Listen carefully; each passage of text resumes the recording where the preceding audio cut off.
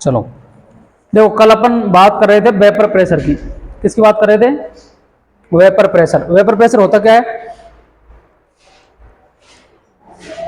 Vapour द्वारा डाला गया प्रेशर ही क्या कहलाएगा? Vapour pressure. ओपन कंटेनर में हो सकता है वेपर प्रेशर? नहीं। क्या होना चाहिए? क्लोज कंटेनर होना चाहिए। उसके बाद में अपन ने बात की थी कि वेपर प्रेशर कैसे काउंट होगा। जैसे आप कोई लिक्विड को हीट कर रहे हो तो क्या बनेगी? उसकी वेपर बनेगी।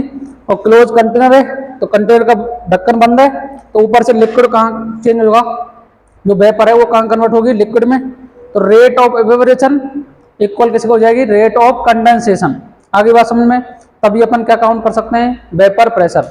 बताओ, ऐसा वोलेटाइल सॉल्यूट होगा तो वेपर प्रेशर ज्यादा होगा या कम होगा? कम होगा ना।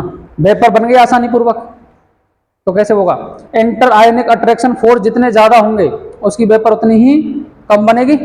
आगे बात समझ में? उसके बाद में टेम्परेचर, जैसे जैसे टेम्परेचर बढ़ाओगे वेपर प्रेशर भी क्या हो जाएगा? बढ़ता चला जाएगा। इसके बाद में बॉइलिंग पॉइंट, बॉइलिंग पॉइंट बढ़ेगा तो वेपर प्रेशर क्या हो जाएगा? कम हो जाएगा। आगे बात समझ में? यहाँ तक कोई परेशानी? अब अपन क्या बात करेंगे कि वेपर प्रेशर ही काउंट करते हैं अपन। जैसे राउल्स लॉ के लिए बात करेंगे। किसके लिए बात करेंगे? राउल्स लॉ के लिए। मैंने क्या किया कि कोई भी दो कंटेनर लिए। क्या लिए? ये दो कंटेनर लिए। मैंने कहा इसकी जो मोल फ्रैक्शन है वो कितनी है? XA है। ठीक है। इसका जो पार्शियल प्रेशर है वो कितना है? PA है। आगे बात समझ में? दूसरा मैंने लिया, इसके अंदर जो लिक्विड भरा हुआ है उसकी मोल फ्रैक्शन कितनी है? XB है। उसका पार्शियल प्रेशर कितना है?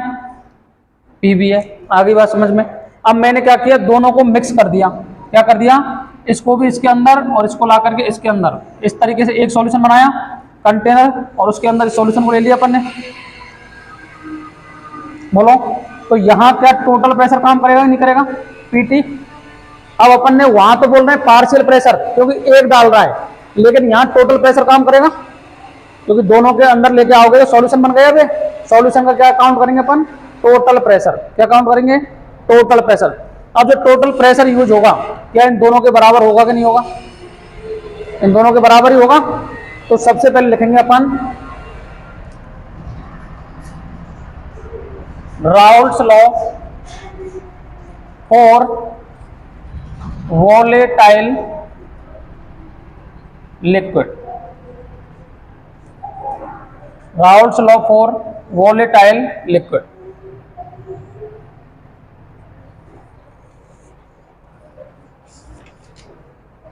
चलो लिखो, ये बनाना नहीं है अभी, बाद में बना लेना।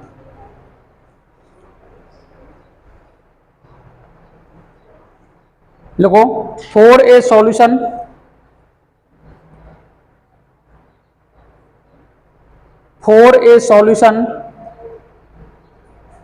of volatile liquid, for a solution of volatile liquid, the partial vapor pressure of each component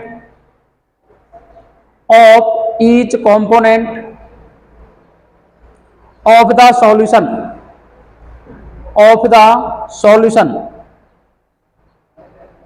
is directly proportional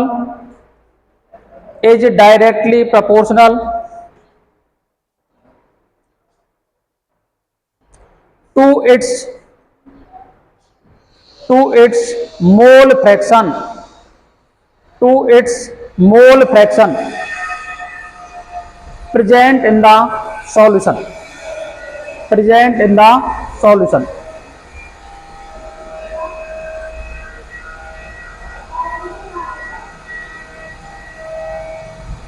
अब देखो, यहां कोई भी लिक्विड भरा हुआ है, इसका पार्शियल प्रेशर A है और इसका पार्शियल प्रेशर PB है। आगे बात समझ में? लेकिन मेरे को एक चीज बताओ, क्या यह दोनों प्योर फॉर्म में है या नहीं है? बोलो। अपन ने लिक्विड अलग ले रखा है और सॉल्वेंट, जो लिक्विड ले रखा है अपन ने, सॉल्यूट अलग ले रखा है और सॉल्वेंट अपने अलग ले रखा है। तो बताओ मेरे को, तो इनके जो अपन पार्शियल वेपर प्रेशर काउंट करेंगे वो प्योर फॉर्म में होंगे कि नहीं होंगे? बोलो। तो अगर इसकी प्योर फॉर्म की बात करें तो इसका पार्शियल प्रेशर आएगा पी नॉट बी। क्या आएगा? P not be. और इसका जो प्योर फॉर्म में पार्शियल वेपर प्रेशर आएगा वो आएगा पी नॉट ए। आएगा कि नहीं आएगा? लेकिन बताओ ये क्या प्योर है क्या? यहाँ बोलो, ये प्योर है? ये प्योर नहीं है। तो अपन यहां तो क्या करेंगे, टोटल वेपर प्रेशर ही काउंट करेंगे, लेकिन यहां प्योर फॉर्म में कर लेंगे। ये दोनों डायग्राम बना लो। कंटेनर को कर लेना बंद, ओपन कंटेनर में तो होगा नहीं है। और यहां इसकी बना लेना वेपर।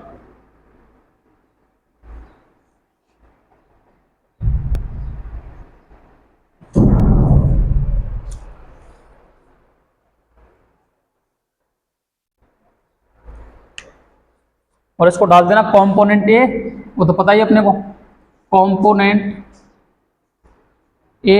और ए को डाल देना कंपोनेंट बी, कंपोनेंट बी।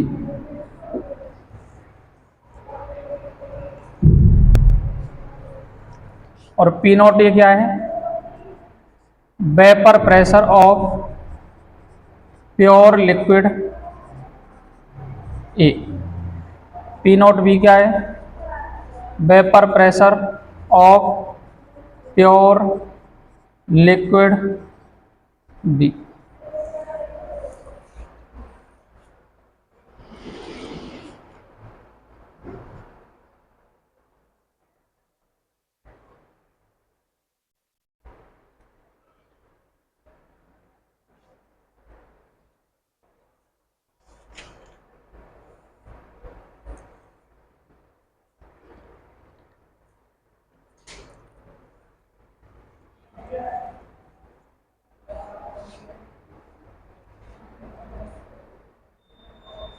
ये डायग्राम इसलिए बनाता हूं मैं ताकि आपको समझ में आ जाए, बाकी डायग्राम आपको कहीं भी नहीं मिलेंगे ये।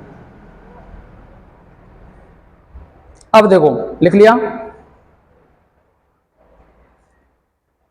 इसे लिख लेना सॉल्यूशन। क्या लिखोगे? सॉल्यूशन। ये सॉल्यूशन हो गया। और यहां जो वेपर प्रेशर काउंट होगा वो किसके बराबर आएगा बताओ? टोटल प्रेशर के बराबर आ जाएगा। अर्थात यहां सॉल्यूट भी है और सॉल्वेंट भी है। और सॉल्यूट और सॉल्वेंट जहां प्रेजेंट होते हैं उसे सॉल्यूशन बोलते हैं अपन।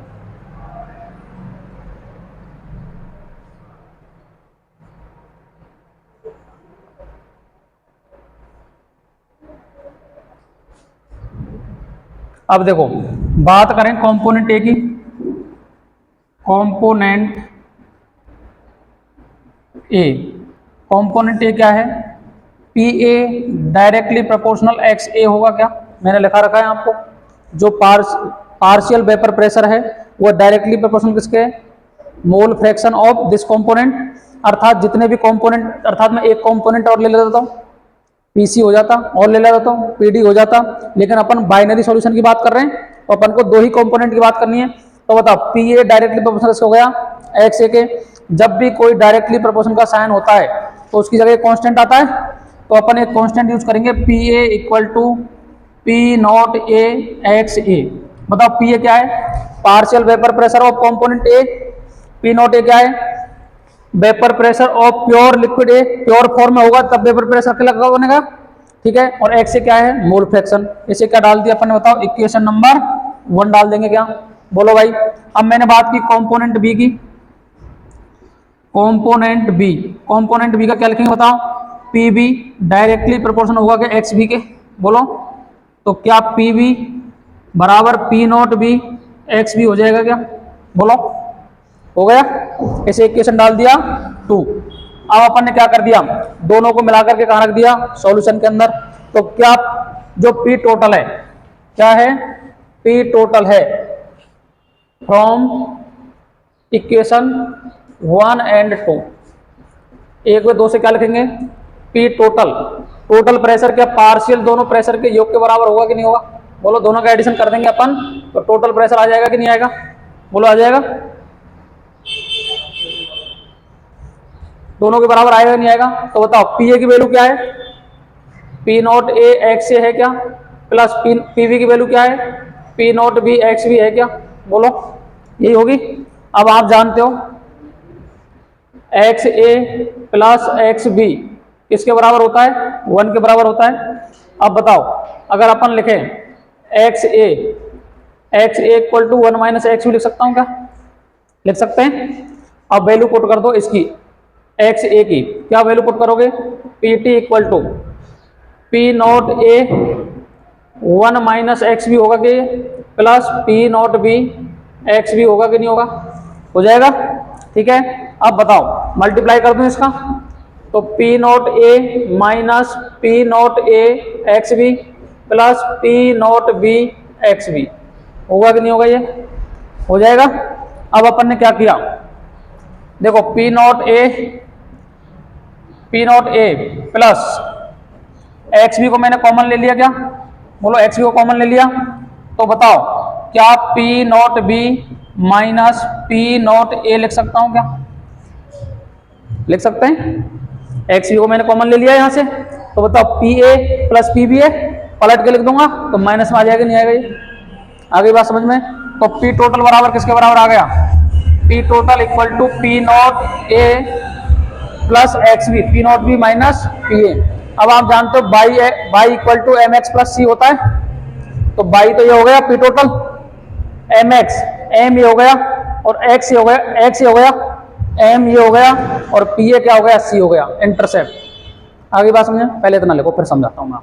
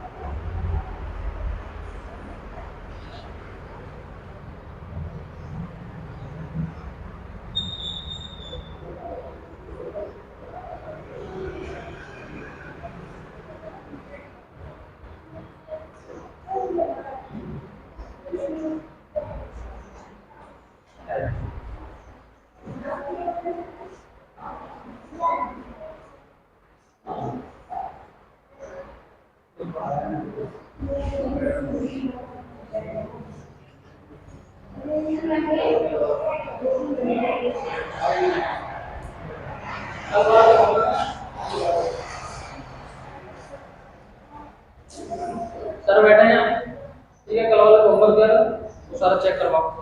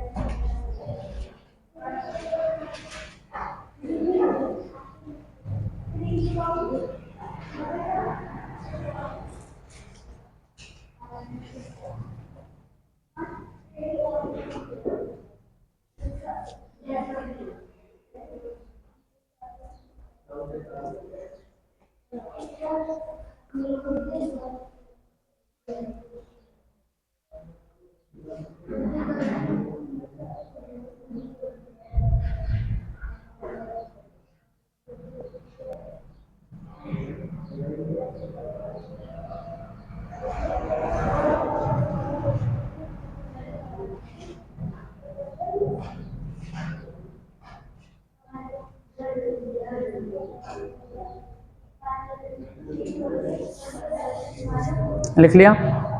दोबारा समझो, कम समझ में आया तो समझो दोबारा। राउल्ट्स लॉ काम करेगा जहां वोलेटाइल सॉलिड होगा। एक तो वोलेटाइल सॉलिड कौन होगा मेरे को पहले बताओ आप, जिसकी वेपर बन सकती है। अब वेपर किसकी बनती है? लिक्विड की बनती है, गैस की बनती है या सॉलिड की बनती है? लिक्विड की। अर्थात लिक्विड ही तो क्या है? सॉल्यूट है, और लिक्विड ही क्या है? सॉल्वेंट है। आगे बात समझ में? सॉल्वेंट तो इसके अंदर पूरे चैप्टर के अंदर ही क्या रहने वाला है? लिक्विड ही, मतलब उसमें तो अपन को कंफ्यूज होना ही नहीं है। अब मैंने कहा कि एक बार क्या है, वोलेटाइल का मतलब है ऐसा लिक्विड लिया अपन ने जो इसकी वेपर बन जाए, अर्थात पानी के साथ में इथेनॉल को मिला दिया मैंने। तो देखो एक तो रहा इथेनॉल इसमें और इसमें रहा वेपर।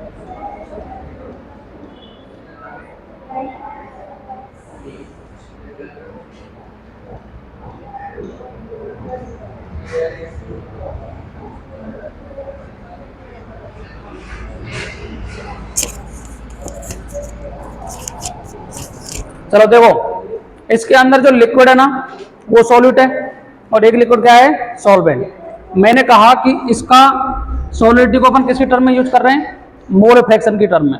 सॉलिडिटी का अपन को कोई और रीजन नहीं है, ओनली हम किसकी टर्म करेंगे, मोल फ्रैक्शन टर्म में। मैंने कहा इसमें पार्शियल वेपर प्रेशर काम कर रहा है पीए, कितना कर रहा है, पीए।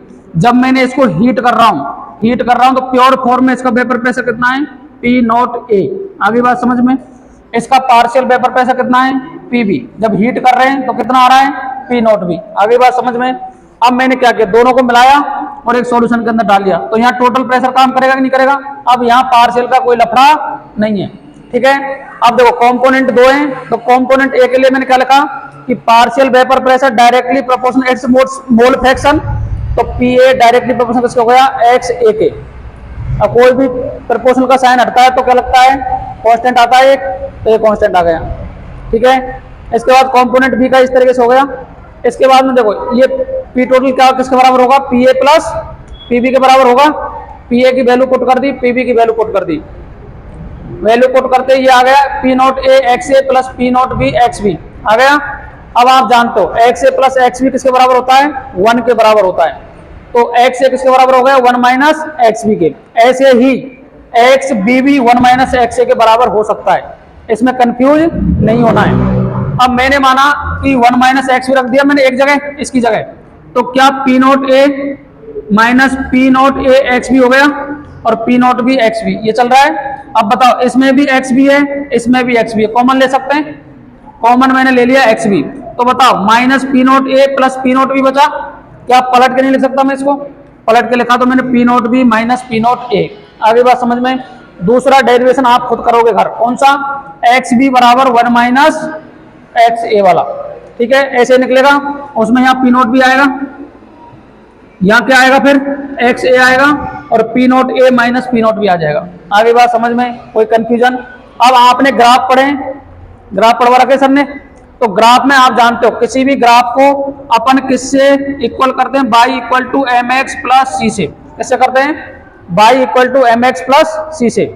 आप जानते हो बाई क्या है, बाई एक्सिस, एक्स क्या है, एक्स एक्सिस पे तो दे रखा है वो, एम क्या है, स्लोप है, सी क्या है, इंटरसेप्ट है। अब इसको आप देखो, इसको इससे कंपेयर करो, तो क्या ये बाई पे दिख रहा है क्या, बोलो भाई। इसके बाद में जो एक्स भी है, अब एक्स भी को मैं यहां लिखूं चाहे यहां लिखूं, तो ये आ गया एक्स, ये पूरी कंडीशन आ गई एम, और ये क्या आ गया बताओ, सी आ गया कि नहीं आ गया। अब मेरे को बताओ इसका इंटरसेप्ट पॉजिटिव है या नेगेटिव है, बोलो, पॉजिटिव है। क्या स्लोप इसका नेगेटिव आएगा या पॉजिटिव आएगा। अब आप कहोगे सर डिसाइड नहीं कर सकते, अभी आना चाहिए ये, कैसे, if P not B greater than P not A। अगर P भी ज्यादा होगा PA से तो स्लोप क्या आएगा बताओ? स्लोप आएगा सर पॉजिटिव। आएगा कि नहीं आएगा बोलो? P नॉट B की वैल्यू रखोगे, P नॉट A कम कर दोगे तो पॉजिटिव आएगा कि नहीं आएगा बोलो? फिर आपने कहा 8 P not A greater than P not B, ऐसा हो सकता है क्या? हो सकता है। तो स्लोप क्या आएगा बताओ? ये आ जाएगा नेगेटिव। कोई परेशानी किसी को? आया या समझ में नहीं आया? आ गया समझ में? बोलो ये आया नहीं आया? कैसे आया?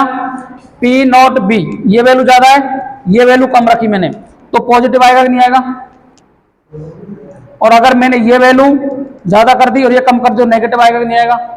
यदि अपन इसका ग्राफ बनाते हैं तो ग्राफ बनाएंगे तो देखो भाई, ग्राफ बनाते हैं तो देखो ये तो ले लिया मैंने P टोटल, यहाँ कौन है? प्रेशर की टर्म में P टोटल है, और यहाँ कौन है? मोल फ्रैक्शन है XB, यही है।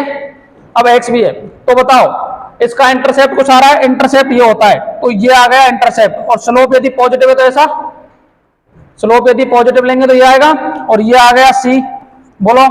और स्लोप क्या आ गया बताओ? P not B minus PA, ये आएगा कि नहीं आएगा? और यदि ये आता है नेगेटिव, अगर ये आता है नेगेटिव तो बताओ यहां से ये आएगा कि नहीं आएगा ग्राफ बोलो? स्लोप नेगेटिव हो जाएगा।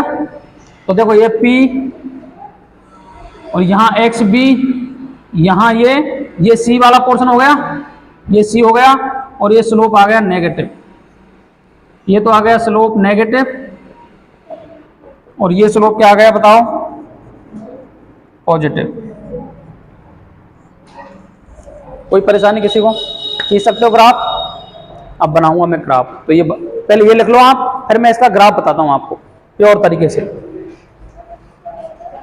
अब इन दोनों ग्राफों को जब मिलाऊंगा ना एक जगह, तो इनका ग्राफ एक अलग तरीके से आता है। ऐसे ग्राफ आपको नहीं दिखते हैं, अलग तरीके के ग्राफ दिखते हैं इसमें।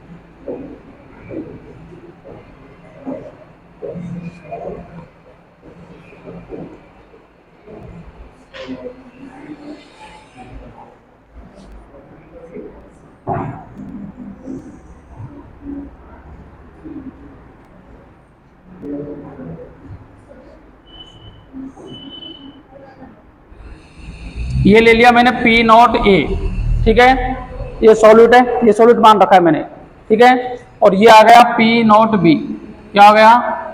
P नॉट B, ये सॉल्वेंट है, क्योंकि सॉल्वेंट का थोड़ा ग्राफ ऊपर की साइड आता है, ठीक है। अब देखो यहां बताओ XA बराबर किसके बराबर आएगा? 1 के, और XB बराबर किसके आएगा? 0 के। जब एक 1 होगा तो दूसरा 0 रहना पड़ेगा, क्योंकि दोनों की वैल्यू किसके बराबर होती है? 1 के बराबर।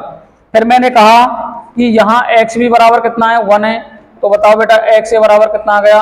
0, क्योंकि XA प्लस XB किसके बराबर होता है? 1 के।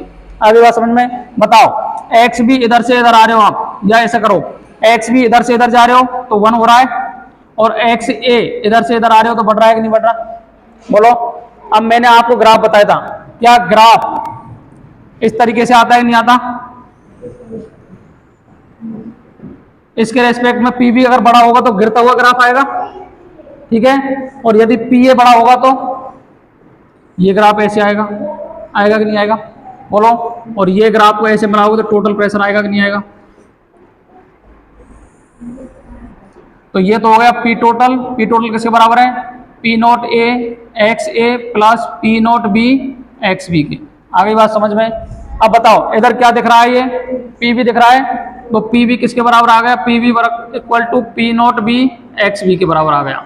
इधर क्या दिख रहा है? PA दिख रहा है, तो बताओ PA किसके बराबर आ गया? P नॉट A XA के बराबर आ गया। ये है आइडियल सॉल्यूशन के लिए। किसके लिए? आइडियल सॉल्यूशन के लिए ग्राफ है, बना लो इसको। और ये बात कर रहे हैं अपन वेपर प्रेशर की। और इधर ले रहे हैं अपन मोल फ्रैक्शन, ये तो आपको दिख ही रहा है, मोल फ्रैक्शन।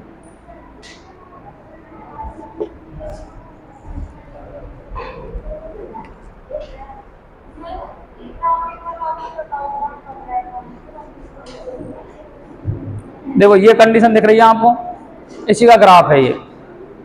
बताओ, देखो P naught A X B, P naught B X B, P naught B मैंने मान लिया सॉल्वेंट है। कौन है? सॉल्वेंट। ठीक है, अब सॉल्वेंट का ग्राफ है। अगर मैंने कहा कंडीशन देखो, मैंने कहा पी ए ज्यादा है, पी ए ज्यादा है, पी ए ज्यादा होगा और पी नोट बी क्या होगा? कम। ठीक है, पी नोट बी कम हुआ तो स्लोप कैसा आना चाहिए? नेगेटिव। कैसा आना चाहिए? नेगेटिव। तो बताओ नेगेटिव आ रहा है कि नहीं आ रहा? ऊपर से डाउन हो रहा है नीचे की। फिर मैंने कहा कि पी नोट ए ज्यादा होगा। अब ये दूसरा कंडीशन है, वो दूसरी वाली, जब अपन ने यहाँ एक्स बी को लिया है, ये तो एक्स बी वाली हो गई। फिर मैंने यहाँ एक्स ए लिया है ना, तो कंडीशन दूसरी वाली हो गई। उस कंडीशन में फिर पी ए वाला होगा ना, पी ए वाला वो ज्यादा होगा नेगेटिव, और फिर वो गिरता हुआ ग्राफ ऐसे आ जाएगा। अब या तो ग्राफ को याद ही कर लो आप, या फिर ये रिलेशन आपको आना चाहिए। तो मेरे हिसाब से ग्राफ को याद करना आसान है, क्योंकि आइडियल गैस का यही ग्राफ आने वाला है। आगे बात समझ में? ठीक है, अलग अलग से भी बनाओगे तो भी ऐसे ही बनते हैं, लेकिन मिक्स बनाते हैं दोनों को, क्योंकि दोनों काम कर रहे हैं ना इसके अंदर, सॉल्यूट प्लस सॉल्वेंट। इसके लिए होगा ना, इसी के लिए तो होगा। दूसरा वाला कंडीशन कौन सी है? जब अपन एक्स से, क्योंकि यहाँ अलग अलग ले रहे हैं अपन, ये तो वैल्यू अलग अलग है ना भाई, ये वैल्यू यहाँ एक्स से है, यहाँ एक्स भी है। अगर उस कंडीशन दोनों को संभालोगे तो दोनों कंडीशन को जब मिक्स करोगे ना, तो यही ग्राफ आएगा। एक ही के लिए बात करते ना, एक वाले के लिए, तो एक वाले के लिए ग्राफ एक तो ऐसा आ रहा है, ठीक है, और वो कहां से आ रहा है? यहां से आ रहा है ऊपर से थोड़ा। दूसरे वाले के लिए वही ग्राफ कहां से आ रहा है? यहां आ रहा है, लेकिन ओनली ऑन इसके लिए आ रहा है जब ये एक्स भी है। लेकिन यहां तो एक्स और एक्स भी दोनों है ना, तो इसलिए जब दोनों को मिक्स करोगे ना, तो ये ग्राफ आता है। फिर आप इसी ग्राफ से सोच रहे हो इसको, एक ही से, लेकिन इसके अंदर दो हैं अलग अलग, यहाँ एक्स भी है, यहाँ एक्स है। आगे बात समझ में?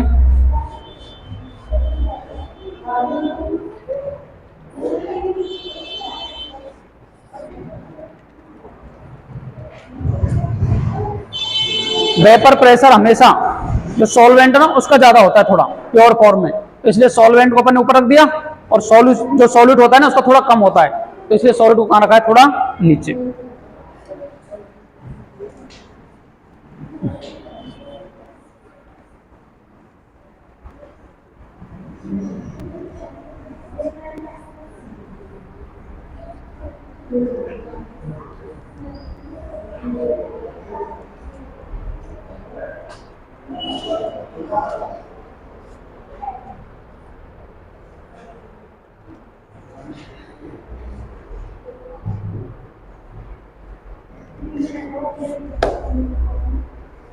और ये बात कर रहे हैं अपन आइडियल सॉल्यूशन की। किसकी बात कर रहे हैं? Ideal solution.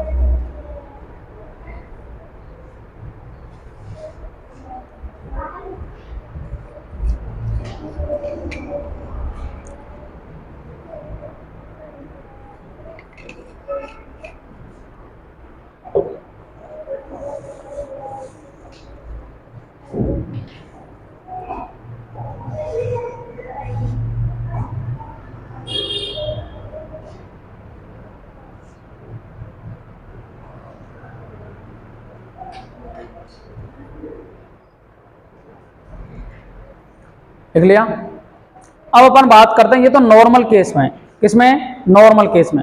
लेकिन यदि वेपर फेज में आ जाए तो वेपर फेज के लिए लिखिएगा, ये बना लिया।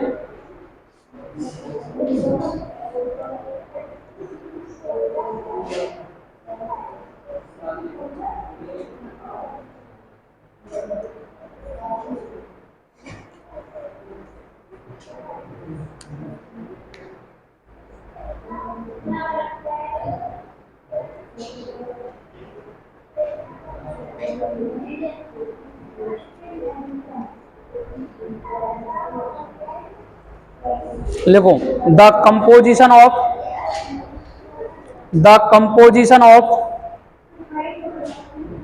Vapour phase, the composition of vapour phase in equilibrium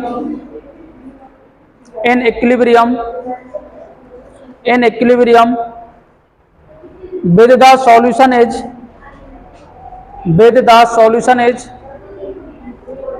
the solution is determined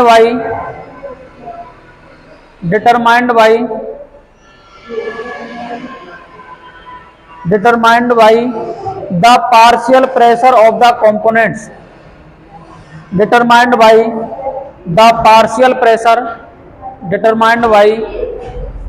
the partial pressure of the components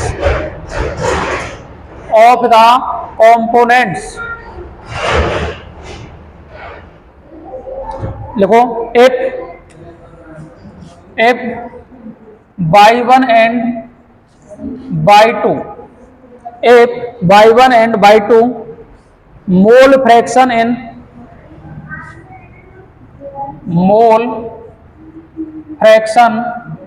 in vapor phase, ठीक है। तो देखो जो पार्शियल प्रेशर होता है, पार्शियल प्रेशर होता है, ये mole fraction into P total के बराबर आएगा। क्योंकि देखो वेपर फेज होगी, वेपर फेज में अकेला तो रहेगा नहीं, सॉल्यूशन रहेगा, और सॉल्यूशन का अपन क्या यूज करेंगे, टोटल प्रेशर। आ गई बात समझ में? बोलो आई या नहीं आई? आ गई। अब देखो चलो बताओ, पार्शियल प्रेशर तो पी ए काम करेगा, एक का दोनों गैसें भरी हुई हैं, तो दोनों लिक्विड भरे हुए हैं, तो दोनों लिक्विड भरे हुए, तो एक का तो पी ए और एक का पी बी है। तो बताओ मोल फ्रैक्शन क्या है उसकी, बाई ए है एक की, तो या बाई वन है, ठीक है, या ए मान लो, बाई ए और बाई बी। तो बोलो बाई ए है और पी टोटल कितना है बताओ, तो पी टोटल ही है या नहीं है, बोलो, ठीक है। अब यदि मेरे को क्या निकालना पड़े, बाई ए निकालना पड़े, क्या निकालना पड़े, बाई ए, तो by A P A upon P total के बराबर होगा कि नहीं होगा, होगा कि नहीं होगा, होगा। अब आप जानते हो पी ए क्या होता है, P not A X A होगा कि नहीं होगा, और पी टोटल क्या है, P not A X A plus P not B X B के बराबर होगा कि नहीं होगा। अभी निकाला पी टोटल आपने, ठीक है। यदि मेरे को निकालना पड़े पी बी, तो पी बी बराबर बाई बी पी टोटल के बराबर होगा कि नहीं होगा। ये वेपर फेज में काउंट कर रहे हैं अपन, ठीक है। तो बताओ बाई बी किसके बराबर आ गया, P B upon P total के बराबर आएगा कि नहीं आएगा।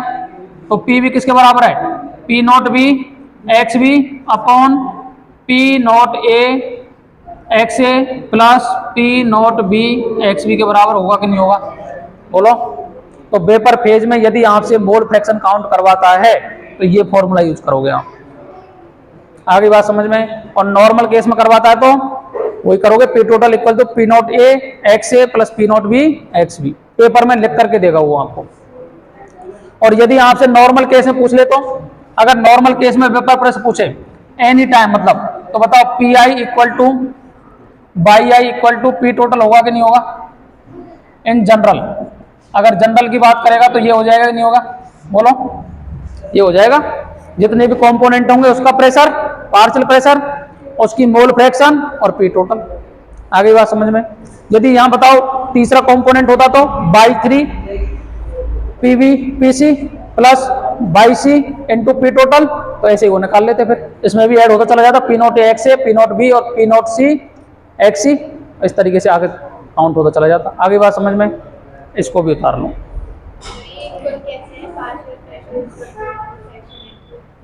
पी टोटल मोल फ्रैक्शन, देखो पार्शियल प्रेशर होगा ना, पार्शियल प्रेशर एक एक का होगा। जैसे मेरे को एक का काउंट करना है, तो एक का काउंट टोटल के में से तो करोगे, तो टोटल सॉल्यूशन के अंदर क्या है, दोनों लिक्विड भरे हुए हैं, तो उनका तो मोल फ्रैक्शन यूज कर लेंगे, और मोल फ्रैक्शन यूज कर लेंगे, और टोटल प्रेशर में से उसका काउंट कर लेंगे एक का। तो एक का काउंट करने के लिए दोनों को मल्टीप्लाई करेंगे ना, तब जाके क्या निकलेगा, पी ए। आगे बात समझ में।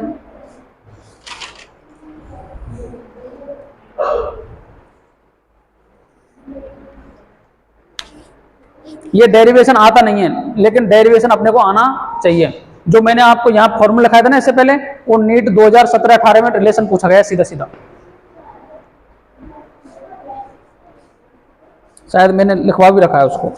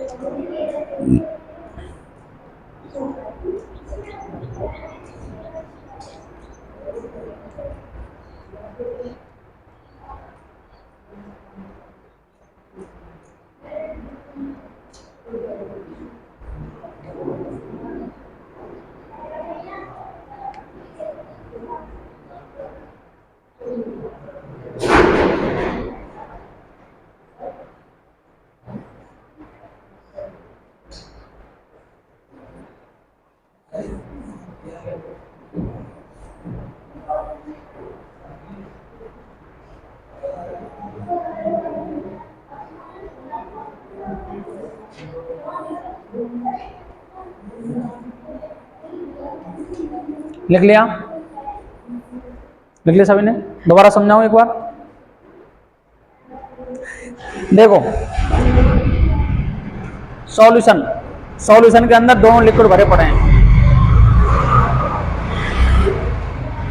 एक तो है ए और एक है बी, दोनों सॉल्यूशन के अंदर है। ठीक है, जब अपन अलग अलग काउंट करेंगे, आप पूरी क्लास के अंदर बैठे हो, सभी का टोटल प्रेशर काउंट होता है। क्या होता है?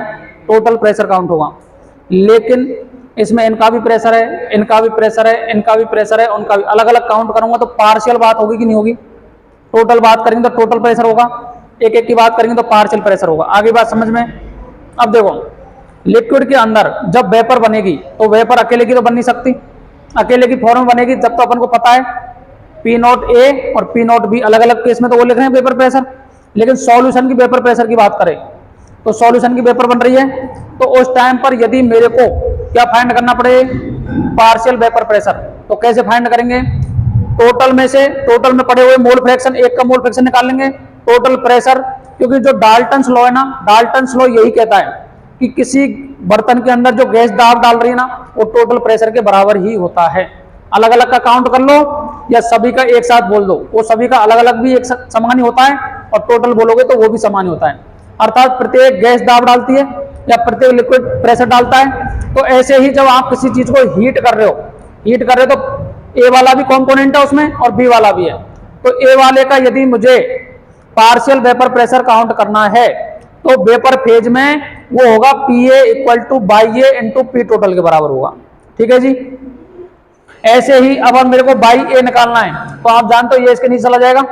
अब मेरे को पी ए की वैल्यू पता है क्योंकि सॉल्यूशन में पहले मिलाने से पहले तो कंपोनेंट ही थे, तो उस टाइम था P not A X A. Total कितना था? P not A X A plus P not B X B, यही था। ऐसे दूसरे कंपोनेंट का निकालेंगे तो इस तरीके से निकाल लेंगे। यदि मेरे को तीसरा कंपोनेंट देगा तो भी इस तरीके से निकाल लेंगे। तो जनरल मैंने बात क्या कर ली? P I equal to by I into P total. ये तो हो गया डेरिवेशन। अब अच्छी तरीके से समझ में आएगा ये क्वेश्चन से, क्वेश्चन कैसे आते हैं उससे बात समझ में आएगी अच्छी। ठीक है, तो लिखो क्वेश्चन लिखो। Vapour pressure of CHCl3, vapour pressure of CHCl3 and CH2Cl2, CHCl3 and CH2Cl2 at 298 Kelvin, at 298 Kelvin are 200 mm of Hg, 200 mm of Hg and 415 mg, 415 mm of Hg, ठीक है जी, रेस्पेक्टिवली, अर्थात पहले पहले का, दूसरी बार दूसरे का है, ठीक है। उसके बाद देखो पहला question, calculate the vapour pressure of solution, calculate the vapour pressure of solution, calculate the vapour pressure of solution prepared by mixing 25.5 gram of CHCl3 and 40 gram of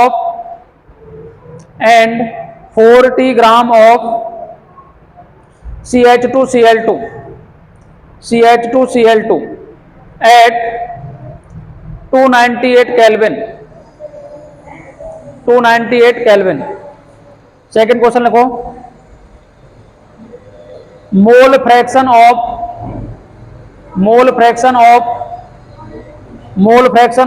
each component in vapor phase। अब देखो इस question को करने का तरीका बताऊं। सबसे पहले फाइंड करने मोल, क्या फाइंड करोगे, मोल, N बराबर W/mW से, सब कुछ दे रखा है आपको। MW हम निकालना जानते हो, कार्बन का 12 होता है, हाइड्रोजन का 1 होता है, क्लोरीन का 35.5 होता है।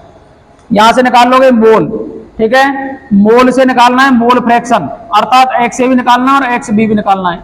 आगे बात समझ में, आपको P0 A की वैल्यू भी दे रखी है और P0 B की वैल्यू भी दे रखी है।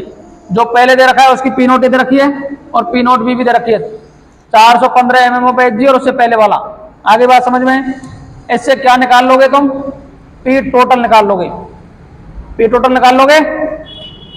टोटल जो बताया था मैंने, क्योंकि P टोटल किसके बराबर है, P total equal to P0 A XA plus P0 B XB के बराबर है।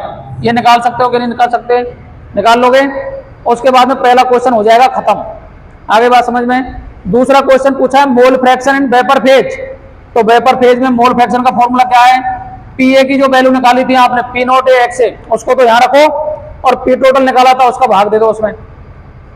ऐसे पीबी का वैल्यू यहाँ रखो, P0 B और XB का, और इसका भाग दे दो, तो उससे किसमें निकल जाएगी, mole fraction in vapour phase. आगे बात समझ में, करके देखना, नहीं होता है तो मैं कल बता दूंगा, ठीक है। Thank you.